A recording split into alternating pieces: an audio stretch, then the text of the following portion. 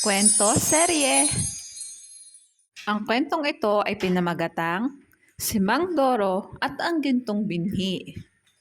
Sa isang payapang baryo sa paanan ng bundok, namumuhay si Mang Doro, isang matandang magsasaka na kilala sa kanyang sipag at kabutihang loob. Araw-araw, maaga siyang gumigising upang bungkalin ang kanyang lupa at talagaan ang kanyang mga pananim. Kahit unti-unting nawawala ang sigla ng kanyang sakahan dahil sa tagtuyot, hindi nawala ng pag-asa si Mang Doro.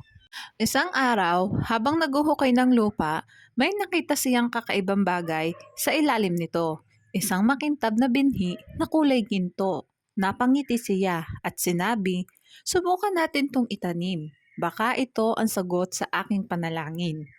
Tinanim niya ang gintong binhi sa gitna ng kanyang lupain at araw-araw itong dinidiligan, sinisikatan ng araw at kinakausap. Lumipas ang isang linggo at laking gulat niya nang makita niyang may tumubong halaman na ibang-iba sa lahat ng nakita niya. Makinang ang mga dahon at tila may liwanag na bumabalot dito. Lumipas ang mga araw at lumaki ang halaman. Hanggang sa ito ay namunga ng malaking prutas na kulay ginto rin.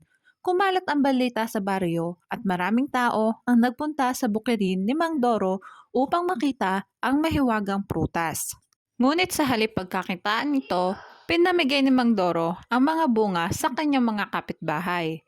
Lahat ng nakatikim ng bunga ay biglang naging malusog, masigla at masaya. Ang kanilang mga bukirin ay unti-unti naging luntiang muli. Dahil sa kabutihan ni Mang Doro, bumalik ang kasaganahan sa buong baryo. Ang dating tuyot na mga lupa ay muling naging mataba at ang gintong halaman ay nanatiling namumunga taon-taon na parang gantimpala sa kanyang pusong mapagbigay at tapat.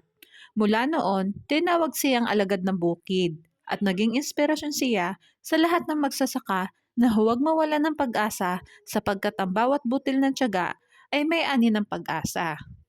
Maraming salamat sa pakikinig at dito na po natatapos ang aking kwento.